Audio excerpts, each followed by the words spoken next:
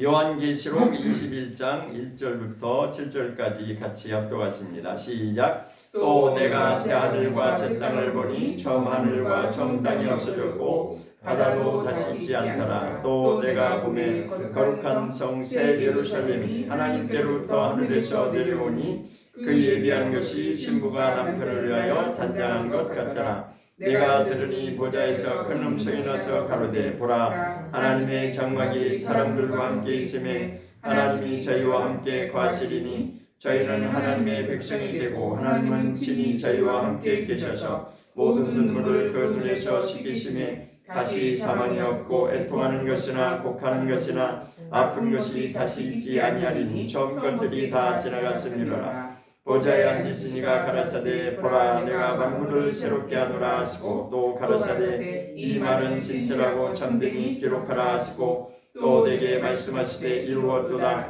나는 알파와 오메가요 처음과 나중이라. 내가 생명수 샘물로 목마른 자에게 값없이 주리니 이기는 자는 이것들을 유업으로 얻으리라. 나는 저의 하나님이 되고 그는 내 아들이 되리라. 아멘.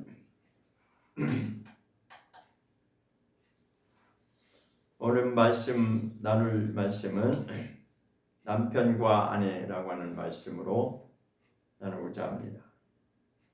오늘 본문 말씀에 보면 신부라고 하는 말씀이 나옵니다. 신부가 남편을 위하여 단장한 것 같더라. 2절 끝부분에 신부가 나오고 남편이 나옵니다. 그래서 남편과 신부는 아내죠. 남편과 아내의 관계에 대해서 지금 말씀하고 있는데 이것이 바로 성경의 결론입니다. 모든 성경의 결론은 이것을 완성하기 위해서 기록한 것입니다. 그러면 우리가 흔히 아는 남편과 아내 하면은 우리는 남편인 남자니까 나는 남편이고 여성분은 여성이니까 나는 아내고 이제 그렇게 알아듣죠. 근데 성경에서 말하는 남편과 아내는 그 개념이 아닙니다. 그거는 우리가 알고 있는 개념은 육체적인 수준에서 알고 있는 남편과 아내고 오늘 제가 말씀드리는 주제는 하나님과 우리 관계를 말씀드리고자 합니다. 하나님은 처음부터 그렇게 시작하셨어요. 하나님은 남편이 되시고 우리는 아내가 되는 것입니다. 좀 생소하시죠?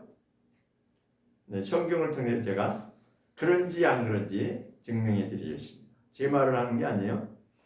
자, 하나님께서 몇 차례나 나는 남편이야 라고 그렇게 소개합니다. 이사야서 54장을 한번 보겠습니다. 이사야서 54장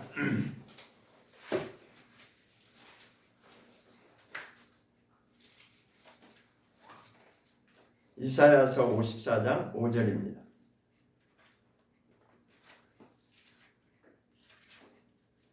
이사야서 54장 5절입니다.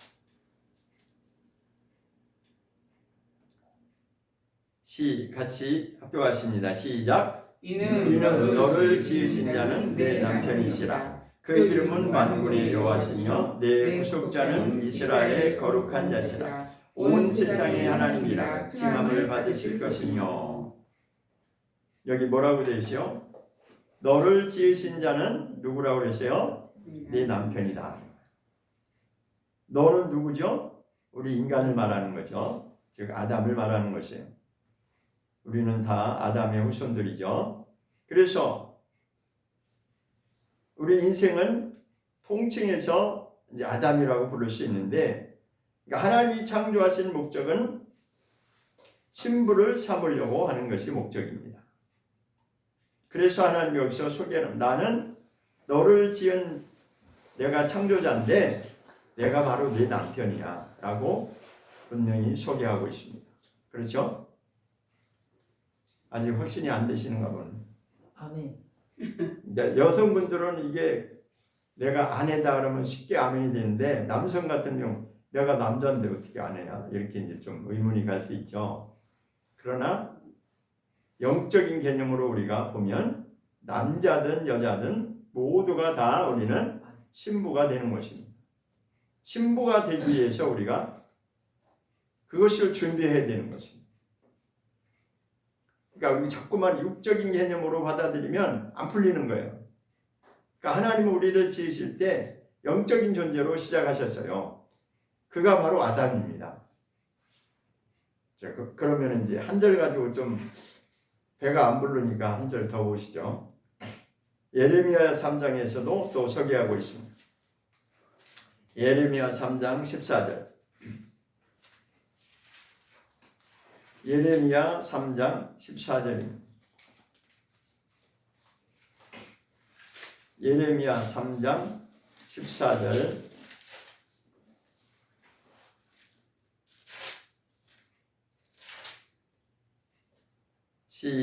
시작. 나 여호와가 말하노라. 배역한 자식들아 돌아오라. 나는 너의 남편이니라. 내가 너희를 성읍에서 하나와 족속 중에서 둘을 택하여 시온으로 데려오겠고.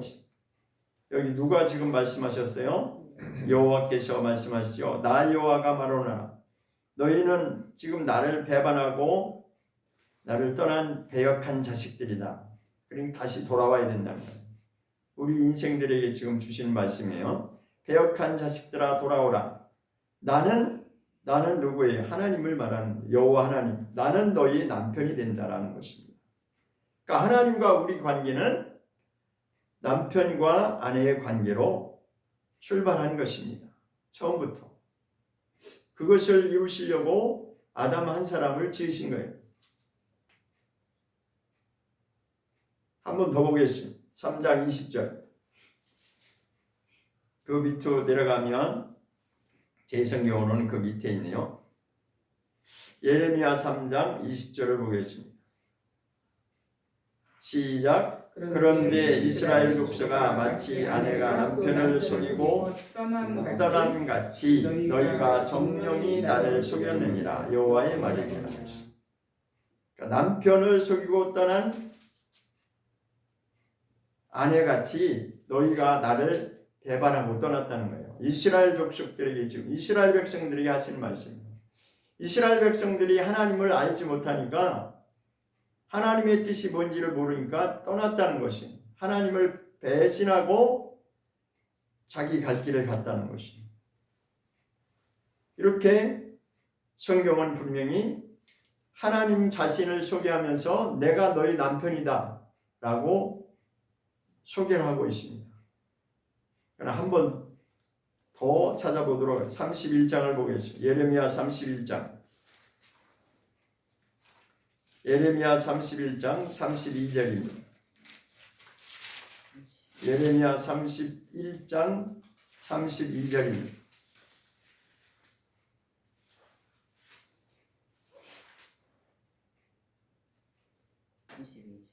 32절 시작. 나 여호와가 말하노라. 이 언약은 내가 그들의 열조의 손을 잡고 애굽 땅에서 인도하여 내던 날에 세운 것과 같이 아니할 것은 내가 그들의 남편이 되었어도 그들이 내 언약을 파하였음이니라. 하나님과 우리 관계는 언약의 관계인데 어떤 언약의 관계이냐? 부부가 결혼을 하는 것처럼 남편과 아내의 관계로 언약을 맺은 관계라는 것입니다. 하나님은 우리의 남편이 되시고 우리는 아내가 되는 것입니다. 그것은 이 생물학적인 남성, 여성 그거하고는 상관이 없어요. 그거는 이 땅에 있을 때 이 물질의 세계에서 우리가 쓰는 의미고 하나님은 영을 지으실 때 한 영을 지으셨다고 했어요. 자, 말라기 있어서 한번 보겠습니다. 말라기 구약 맨 마지막에 말라기 2장 말라기 2장 15절을 보겠습니다. 말라기 2장 15절입니다.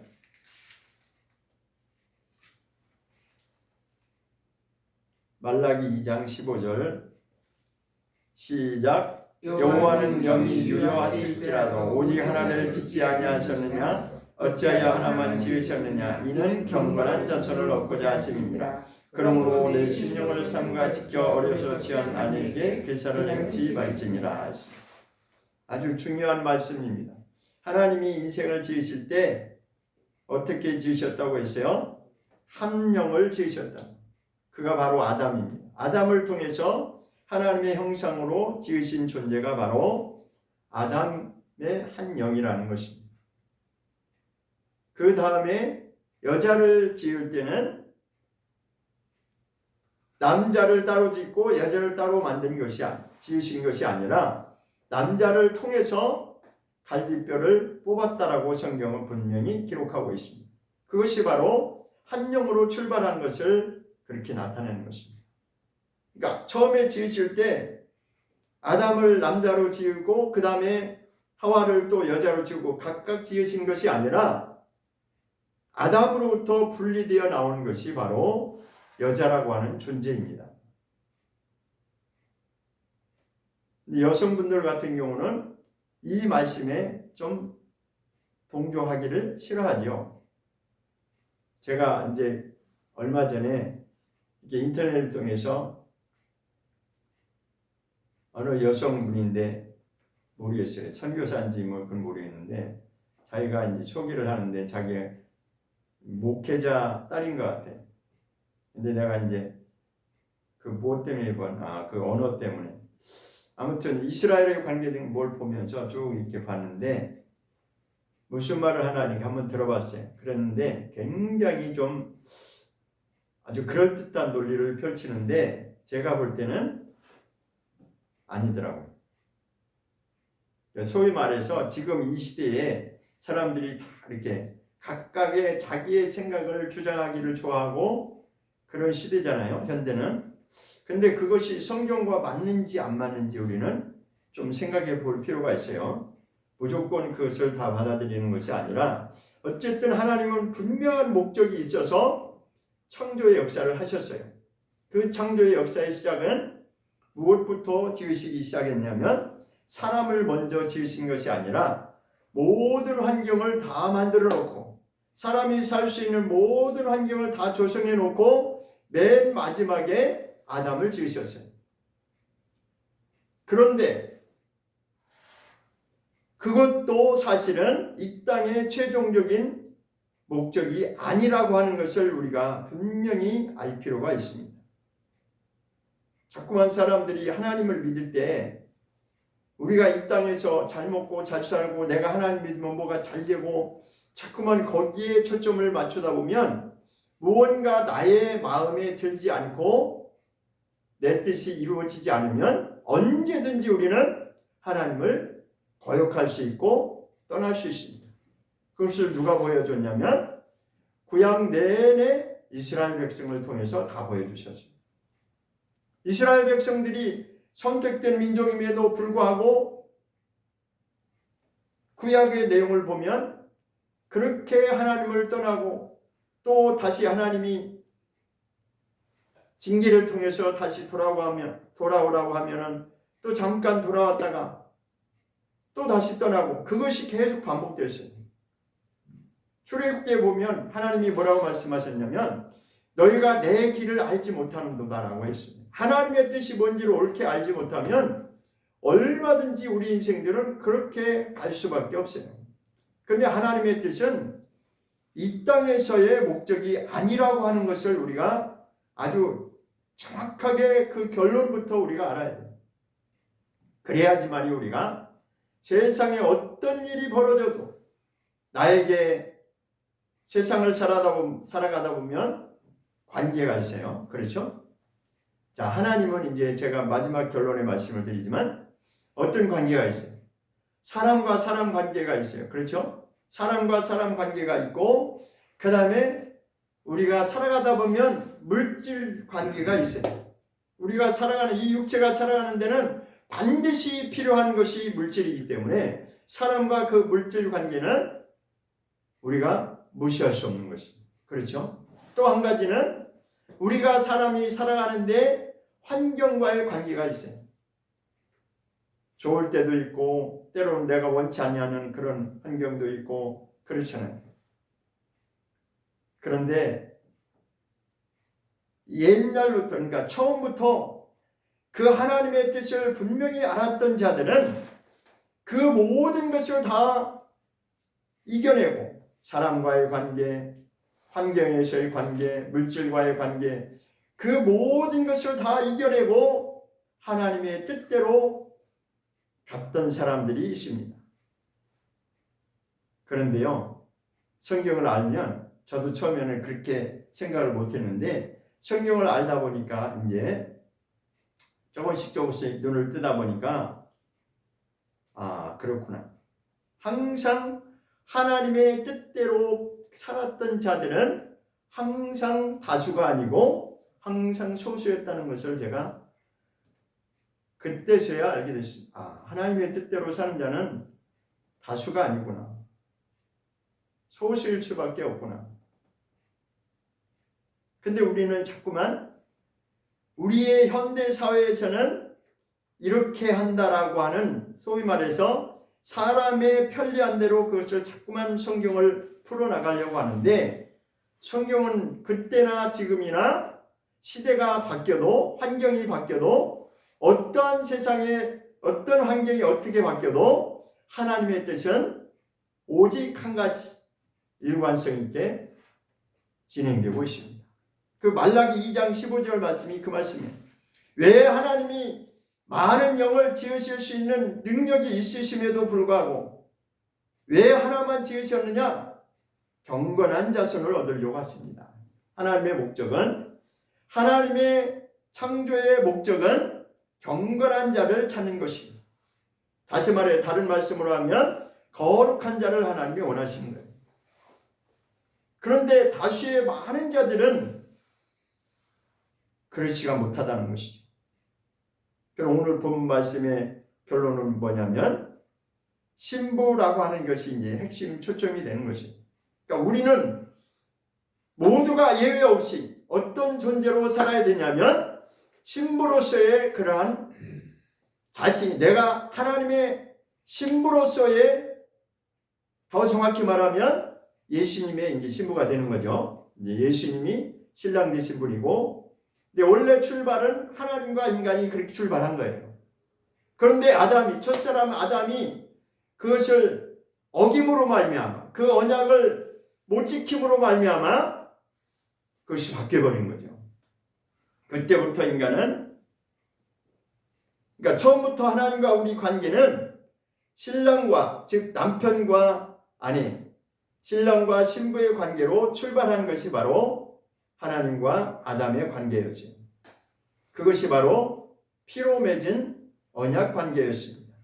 그러나 아담 한 사람이 범죄함으로 인해서 타락했고, 타락한 인간의 죄는 완전히 하나님의 처음 지으신 목적에서 떨어져 버린 거죠. 그래서 그때부터 인간은 어떤 존재가 됐냐면, 창세기 6장 5절을 보겠습니다. 창세기 6장 5절.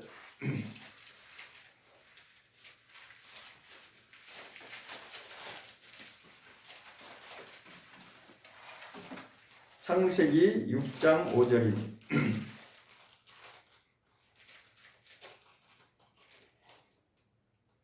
시작. 여호와께서 사람의 죄악이 세상에 관영함과 그 마음의 생각이 모든 계획이 항상 악할 뿐임을 보시고 있습니다. 하나님이 지금 진단하실 때 사람이 어떤 존재가 됐느냐? 모든 사람의 죄악이 세상에서 관영하다는 것입니다. 그래서 그 마음에 생각하는 모든 것이 항상 어때요? 악한 생각밖에 안 나온다는 것이에요. 그래서 하나님이 노아 시대에 노아 가족만 남겨놓고 나머지 모든 사람을 다 물속에 수장시켰다고 성경은 말씀하고 있습니다.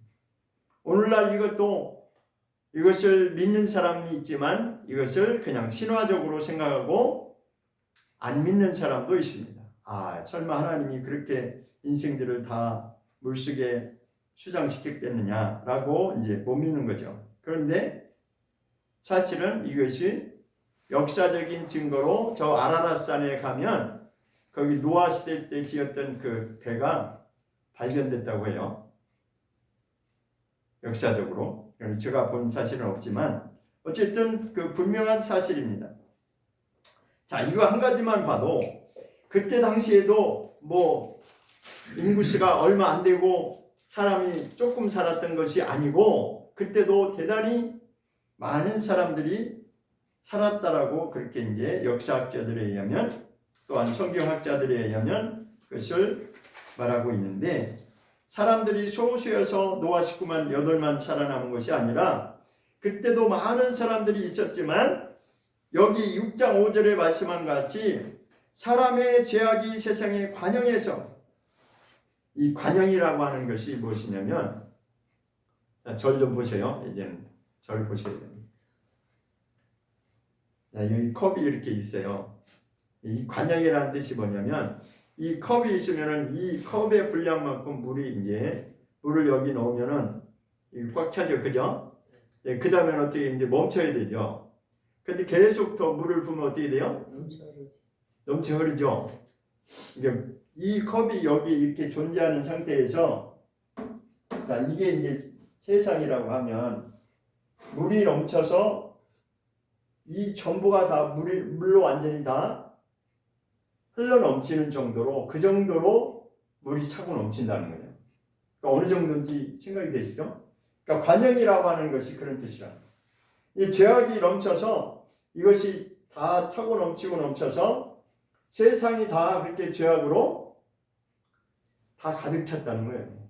그 정도로 관영이라고 하는 표현이 그렇습니다. 그러니까 하나님이 보실 때 온 세상이 다 죄악으로 가득하니까 더 이상 하나님이 두고 볼 수가 없다는 거죠. 그래 6절을 한번 보겠습니다. 6장 6절. 6절과 7절을 보겠습니다. 시작. 땅 위에 사람 지으셨음을 한탄하사 마음에 근심하시고 가라사대 나의 창조한 사람을 내가 지면에서 쓸어버리되 사람으로부터 육축과 기는 것과 공중의 새까지 그리하니 이는 내가 그것을 지었음을 한탄합니다. 하나님이 한탄하신다고 하는 표현이 2번이나 나와 있어요. 그죠? 얼마나 죄악이 관영에서 차고 넘쳤으면 하나님이 사람을 지으셨음을 정말 한탄하고 근심이 넘쳐서 그냥 하나님이 지으신 하나님이 창조하신 사람을 완전히 지면에서 다 쓸어버렸다는 거예요. 누구만 남기고 노아 식구만 남기고 다 쓸어버렸다. 물속에 완전히 다 쓸어버렸다는 거예요. 그런데 사람이 생각할 때는 어때요? 아, 하나님이 사랑이신데 사랑이 하나님이 어떻게 이렇게 할 수 있을까? 상상이 안 가죠. 근데 하나님은 왜 이렇게 하실 수밖에 없느냐? 하나님의 창조의 목적에서 어긋나 버렸기 때문에 더 이상 이것을 용납할 수가 없는 것입니다. 왜 그래요? 하나님부터 처음 지을 때는 남편과 아내의 관계로 그렇게 언약이 시작됐는데 아담 한 사람으로 인해서 죄악이 이렇게 관영했다는 거예요. 그래서 다시 시작한 것이 이제 노아의 아들, 세 아들을 통해서 또 다시 이제 출발하는 것이 나오죠. 그것이 10장에 이제 나옵니다. 10장 1절에 보면 노아의 아들 셈과 10장 1절입니다. 창세기 10장 1절. 노아의 아들 셈과 함과 야벳의 후예는 이러하니라 해서 야벳의 후예가 첫 번째로 나오고 그 다음에 6절에 가서 함의 족속이 나오고 그 다음에 이제 세 번째로 21절에 셈의 자손이 이렇게 나옵니다. 그래서 노아 홍수가 있은 이후에 노아의 세 아들이 있었는데 셈과 함과 야벳을 통해서 자손이 또 퍼지기 시작했죠. 그랬는데 11장에 가보니까 또다시 사람들은 하나님을 대적하는 그러한 삶으로 바뀌기 시작했어요. 자, 그것이 이제 바벨탑이라고 우리가 흔히 잘 알고 있는 바벨탑이라고 하는 것을 이제 그들이 쌓았다는 거죠. 그러니까 바벨탑을 쌓은 첫 번째 이유는 뭐냐면 노아 홍수라고 하는 그것이 있은 이후에 이렇게 탑을 높이 쌓으면 이제는 그런 하나님이 심판하실 때 우리가 살아남을 수 있다고 하는 그런 이유로서 이제 탑을 높이 쌓기 시작했어요. 물론 이제 다른 이유도 있죠. 자, 그런데 어떤 일이 벌어졌느냐? 하나님이 그거를 용납하지 않으셨어요. 자, 보겠습니다. 11장 6절을 한번 보면 창세기 11장 6절 시작. 여호와께서 가라사대 이 무리가 한 족속이요 언어도 하나이므로 이같이 시작하였으니 이후로는 그 경외하는 일을 금지할 수 없으리로다. 이게 원인이 되었어요. 자, 그때 당시에는 언어가 지금처럼 뭐 한국어, 영어, 독일어, 프랑스어 그런 게 없었어요. 그때는 그냥 언어가 한 가지였어요. 한 가지. 그래서 그들이 이렇게 자기네들이 원하는 것을 막 바벨탑을 쌓아 올라가기 시작하니까 하나님이 이걸 해결책으로 뭘 했냐면 언어를 다 흩어버렸다. 그 뒤에 나오죠. 7절을 보겠습니다. 11장 7절. 창세기 11장 7절에 시작. 자, 우리가 내려가서 거기서 그들의 언어를 혼잡게 하여 그들로 서로 알아듣지 못하게 하자 하시고 여호와께서 거기서 그들의 온 저면에 흩으신 고로 그들이 성 쌓기를 그쳤더라. 뭘 그쳤다고요? 그 성 쌓는 거를 할 수가 없어요. 언어가 안 통하니까. 그죠? 야, 저희가 망치 좀 가져라 하니까 뭐 다른 걸 가져오고 이러면 이게 작업이 안 되잖아요. 그렇게 돼버렸다는 거예요. 그래서 이제 더 이상 일을 할 수가 없어. 그래서 그때부터 언어가 이제 9절을 보겠습니다. 시작. 그러므로 그 이름을 바벨이라 하니 이는 여호와께서 거기서 온 땅의 언어를 혼잡게 하셨습니다. 여호와께서 거기서 그들의 온 지면에 흩으셨더라. 바벨이라고 하는 것은 그들이 높이 성을 계속 쌓아가기 시작했는데 그것을 이제 바벨이라고 부르는 것이고 이것을 하나님이 멈추게 하기 위해서 처방한 것이 뭐예요? 언어를 다 흐트러버린 거예요. 그러니까 인류의 역사가 이렇게 시작됐다는 것입니다. 지금 우리가 이 세상에 태어나면은 언어 공부하는 거 참 쉽지 않잖아요. 그죠? 근데 요즘은 다 글로벌 시대라고 그래가지고 많이들 이제 그 영어 같은 경우는 그냥 기본적으로 많이들 하는데 자, 어쨌든 그 원인이 처음에 이렇게 시작됐다는 걸 성경은 말하고 있어요. 왜 언어가 이렇게 많아지고 흩어졌느냐?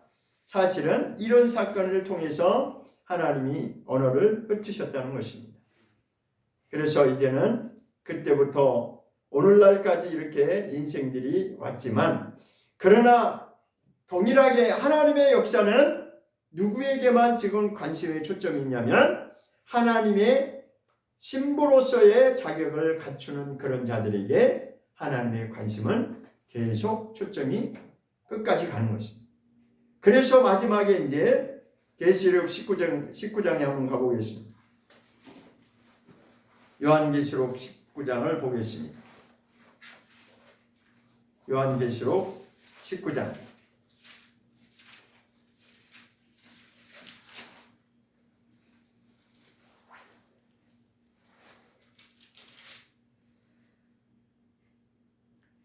요한계시록 19장 7절을 보겠습니다. 요한계시록 19장 7절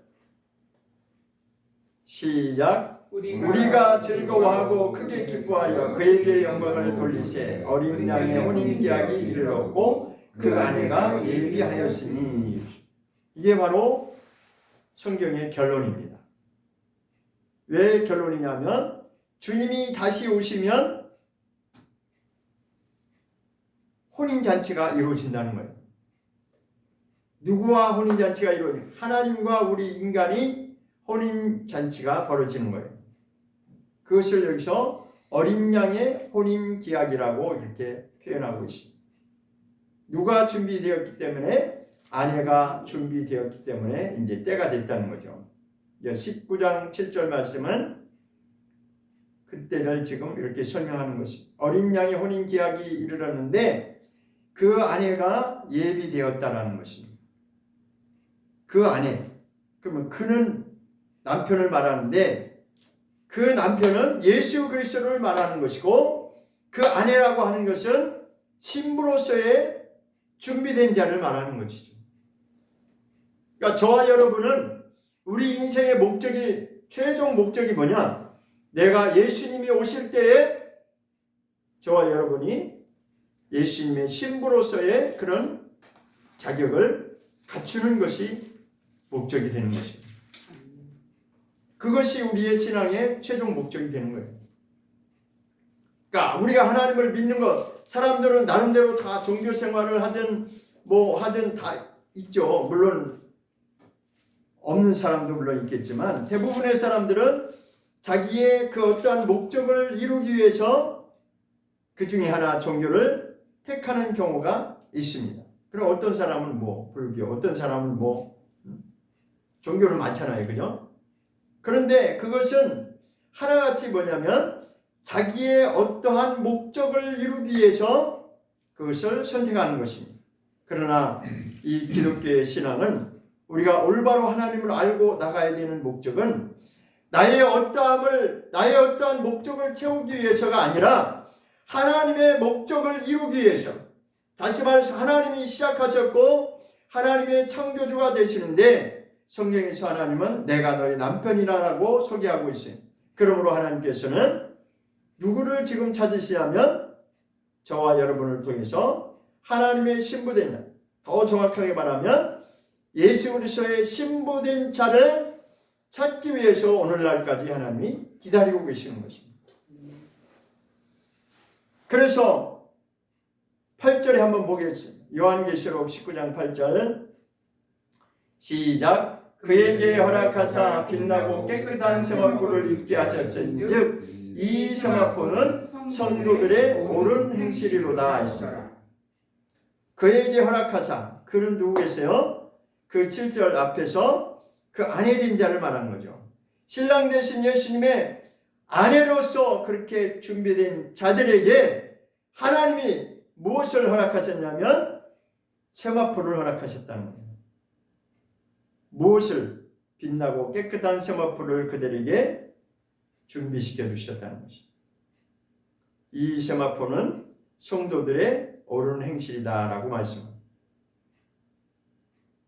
그러니까 우리에게 옷을 입혔다라고 하는 것은 우리가 입는 이 물리적인 이 옷을 말하는 것이 아니고 하나님이 보실 때는 그들의 인생에서 하나님의 뜻대로 살아온 그러한 행실이 있다는 거죠.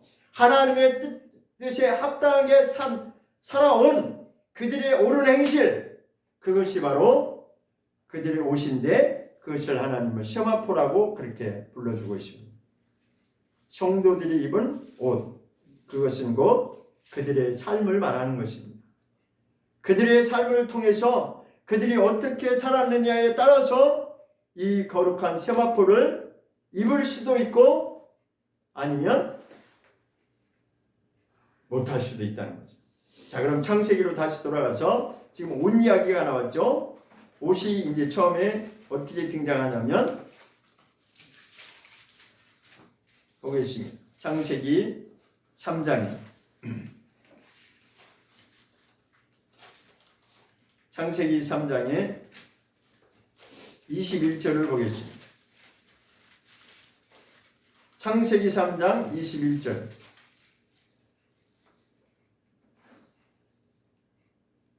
시작. 여호와 하나님이 아담과 그 아내를 위하여 가죽옷을 집어 입히시니라. 옷 이야기가 나오죠. 그죠? 근데 그 옷이 어떤 옷이었어요? 가죽으로 만든 가죽옷이에요. 하나님이 지어주신 옷이 바로 가죽옷이에요. 자, 그런데 인간이 할 수 있는 옷은 어떤 옷이냐면 3장에 보면 7절을 또 보겠습니다. 창세기 3장 7절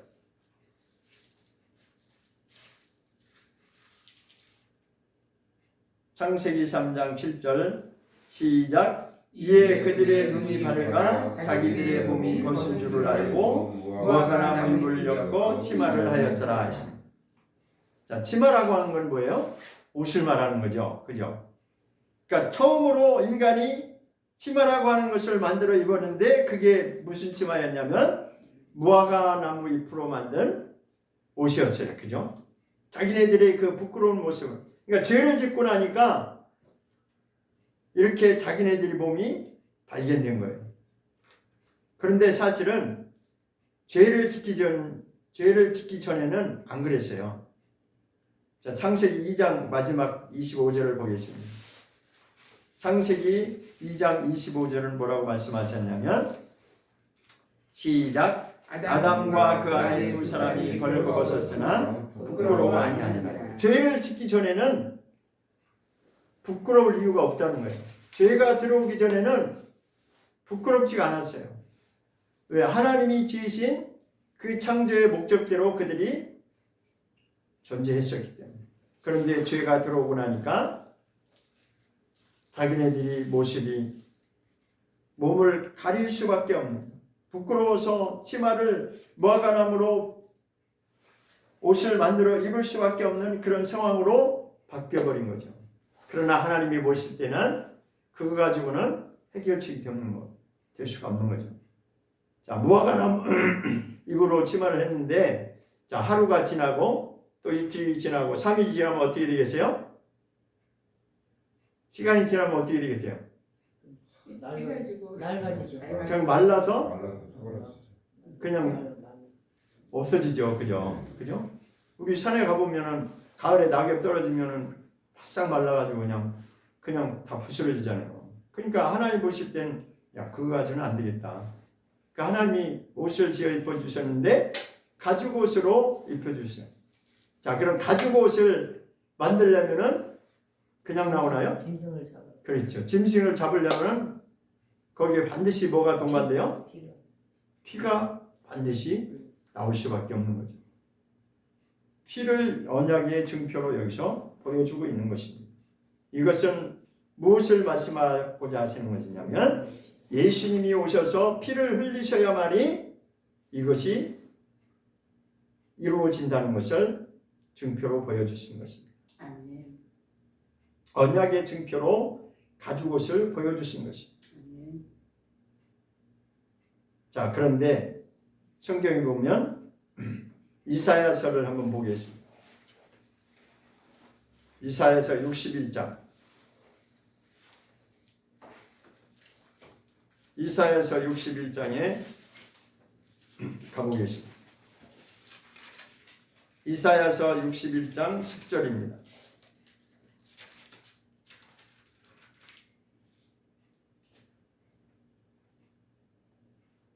이사야서 61장 10절 시작. 내가 여호와로 인하여 크게 기뻐하며 내 영혼이 나의 하나님으로 인하여 즐거워하리니 이는 그가 구원의 옷으로 내게 입히시며 의의 겉옷으로 내게 더하심이 신랑이 사모를 쓰며 신부가 자기 부물로 단장함 갖게 하였습니다. 여기도 옷 이야기가 나오네요. 그죠?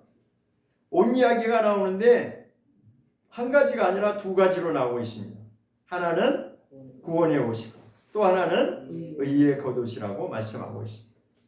그럼 두 가지 옷이 있다는 거죠. 자, 구원을 받고 나서 무엇을 더해야 된다는 것이에요? 의의 겉옷을, 의의 옷이 더해져야 된다는 것입니다. 이것을 우리가 분명히 알아야 됩니다. 구원의 옷만 있는 것이 아니라 구원의 옷을 입었으면 그 다음에는 뭘로 준비가 되어야 된다는 거예요. 그의 삶을 통해서 의의 옷이 더해져야 된다는 거죠. 여기서 더해져 의의 겉옷으로 어떻게 했다고 그랬어요? 내게 더하심이. 그건 마치 뭐와 같다고 그랬어요? 우리가 신랑 신부가 여러분 결혼식 때 다 경험했죠, 그죠? 신랑이 입는 그 옷이 있죠, 그죠? 그런데 신부도 또 신부의 옷이 있어요. 여기 지금 신랑 신부로 표현하고 있잖아요. 신랑이 사모를 쓰며 신부가 자기 보물로 뭐 어떻게 한다고요? 자기를 단장함과 같다라고 말씀하고 있습니다. 그래서 이것을 다른 말로 하면 우리가 신부로서 단장을 해야 된다. 신부로서 단장하는 게 뭐예요? 자기의 삶을 통해서 준비되어져야 된다는 것을 성경은 말씀하고 있는 것입니다. 구원을 받았으면 다 되는 것이 아니라 구원받은 이후에 우리는 우리의 삶을 통해서 자기의 옷을 준비해야 되는데 신약에서는 이것을 뭐라고 표현하고 있냐면 예수 그리스도로 옷 입는다라고 그렇게 표현하고 있습니다. 예수님으로 말미암아 우리가 그런 삶으로 준비되어야 된다. 예수님과 우리 관계는 신랑과 신부의 관계인데 우리는 신부로서의 자격을, 다시 말해서 신부가 단장하는 것 같이 자기를 단장하는 그런 준비가 반드시 있어야 된다는 것을 성경은 말하고 있습니다. 자, 다시 계시록으로 가보겠습니다. 계시록 19장으로 다시 가보겠습니다.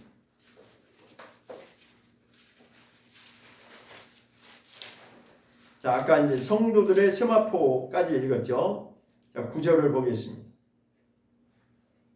9절에서 뭐라고 선포하고 있는지 보겠습니다.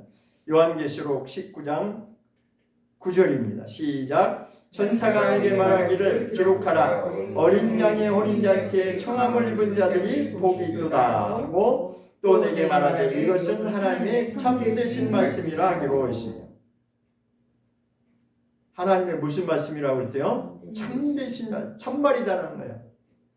하나님의 참된 말씀인데 그게 무엇을 지금 선포하는 말씀이냐면 어린 양의 혼인잔치에 초청받은 자들이 복 있는 자다라고 말씀하고 있습니다. 그러니까 저와 여러분은 이 어린 양, 마지막에 있을 예수님이 오시면 이루어질 그 어린 양의 혼인잔치에 초청을 받은 자로서 우리가 살아가는 자가 되는 것입니다.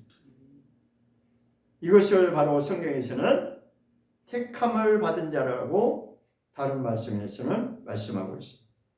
그러니까 구원이라고 하는 과정이 있는데 구원이라고 하는 단번에 일회성으로 이루어지는 것이 아니에요. 구원이라고 하는 것은 점진적으로 계속해서 지속적으로 일평생을 통해서 우리의 모든 삶을 통해서 이루어가는 것입니다. 왜 어린 양이라고 표현했을까요? 예수님이 어린 양 되시기 때문에 성경에서는 계속 어린 양이라고 하는 표현이 나와요. 그런데 이 어린 양이라고 하는 표현은 언제부터 출발이 됐냐면 구약 출애굽기에서부터 이미 출발이 됐어요. 예수님이 어린 양이라는 거예요. 출애굽기로 한번 가보겠습니다.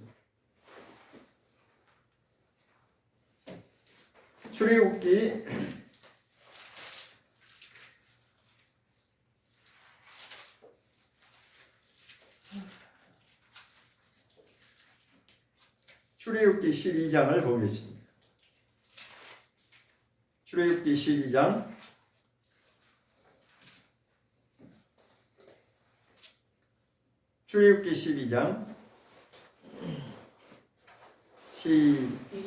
21절 출애굽기 12장 21절입니다. 시작. 모세가 이스라엘 모든 장로를 불러서 그들에게 이르되 너희는 나가서 너희 가족대로 어린 양을 택하여 유월절 양으로 잡고 했습니다. 여기 어린 양이 나와 있죠. 그 어린 양이 유월절 양이라는 거예요. 곧 예수님을 말씀하는 것입니다. 예수님을 예표로 여기서 보여주고자 하는 것입니다. 어린 양이 곧 유월절 양으로 죽어야 되는데 그가 바로 예수님이시라. 자, 그것을 또 신약에서 그대로 나타내고 있습니다. 요한복음에 보겠습니다. 요한복음 1장 29절을 보겠습니다. 요한복음 1장 29절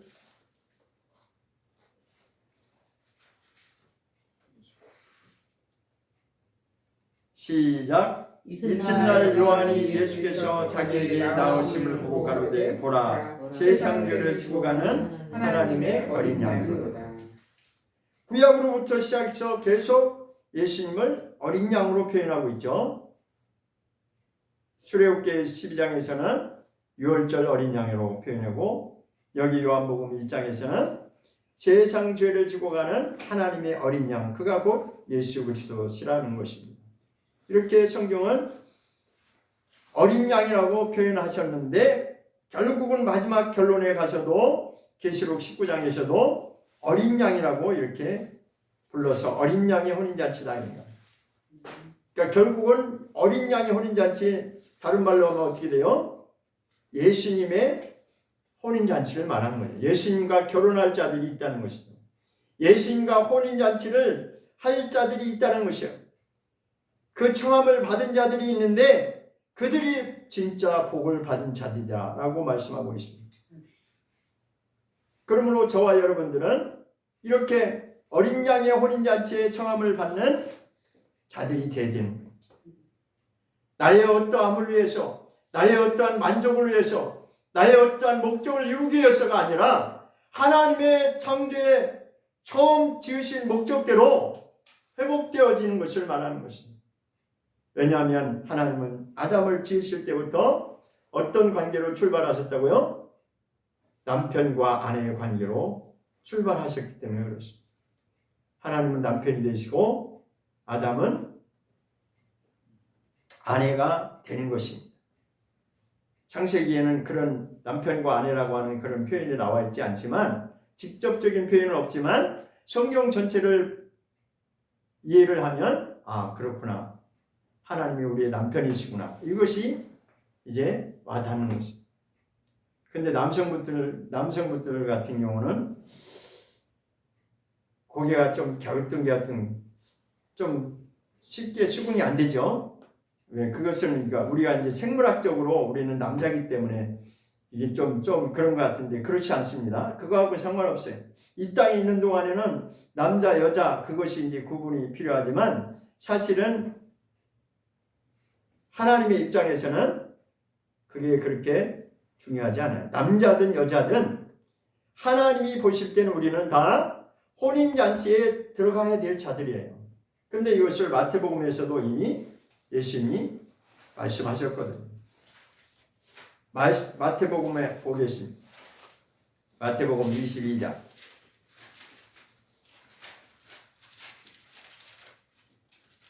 마태복음 22장 보겠습니다. 비유로 이제 설명하셨어요. 22장을 보겠습니다. 1절부터 읽겠습니다. 마태복음 22장 1절부터 읽겠습니다. 14절까지 다 읽겠습니다. 22장 1절부터 14절까지. 1절 시작. 예수께서 다시 비유로 대답하여 가라사대 천국은 마치 자기 아들을 위하여 혼인잔치를 베푼 어떤 인과 같으니 그 종들을 보내어 그 청한 사람들을 혼인잔치에 오라 하였더니 오기를 싫어하거늘 다시 다른 종들을 보내며 가로되 청한 사람들에게 이르기를 내가 5천을 준비하되 나의 소와 살찐 짐승을 잡고 모든 것을 갖추었으니 혼인잔치에 오셔서 하라 하였더니 저희가 돌아보지도 않고 하나는 자기 밭으로 하나는 자기 상업자로 가고 그 남은 자들은 종들을 잡아 능욕하고 죽이니 임금이 노하여 군대를 보내어 그 살인한 자들을 진멸하고 그 동네를 불사르고 이에 종들에게 이르되 혼인잔치는 예비되었으나 청한 사람들은 합당치 아니하니 사거리 길에 가서 사람을 만나는 대로 혼인잔치에 청하여 오거라 하되 종들이 길에 나가 악한 자나 선한 자나 만나는 대로 모두 데려오니 혼인자리에 손이 가득한지라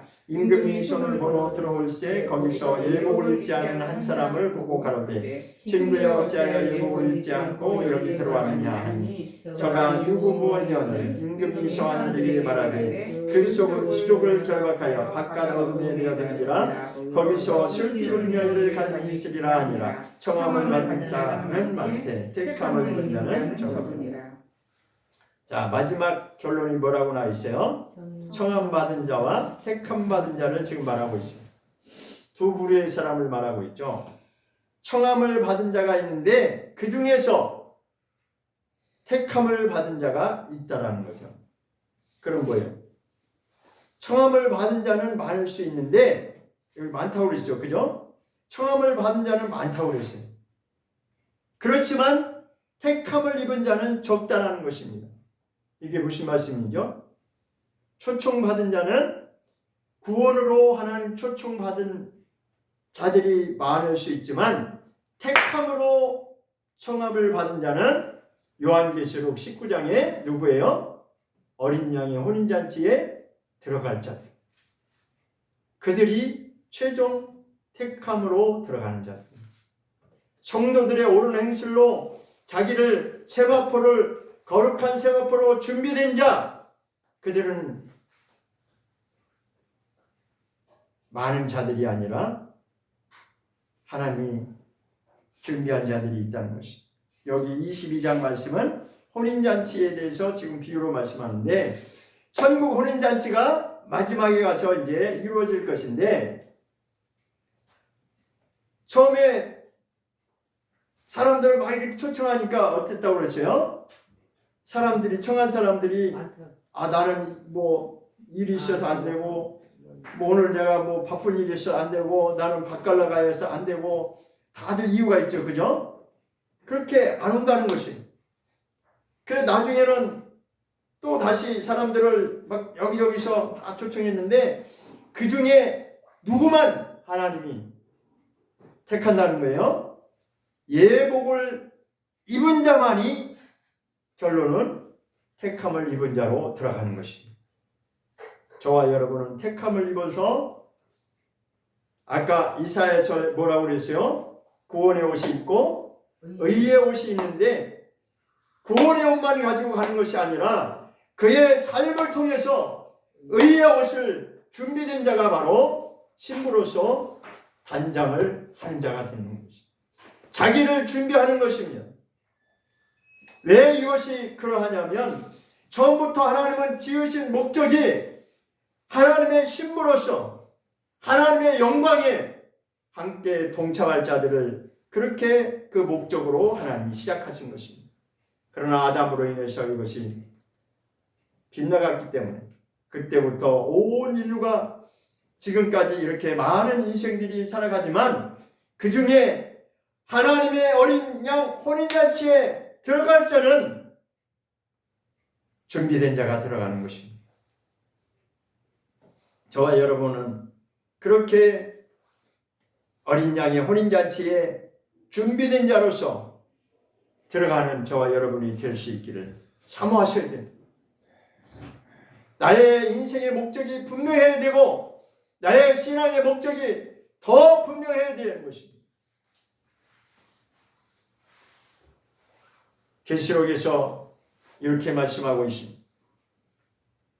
부르심을 입고 빼내심을 얻고 진실한 자들은 이기리로다. 그렇게 말씀하고 있습니다. 여러분과 저는 그런 자들이 최종적으로 최후의 승리자로 나갈 수 있기를 예수 이름으로 축원합니다. 기도하겠습니다.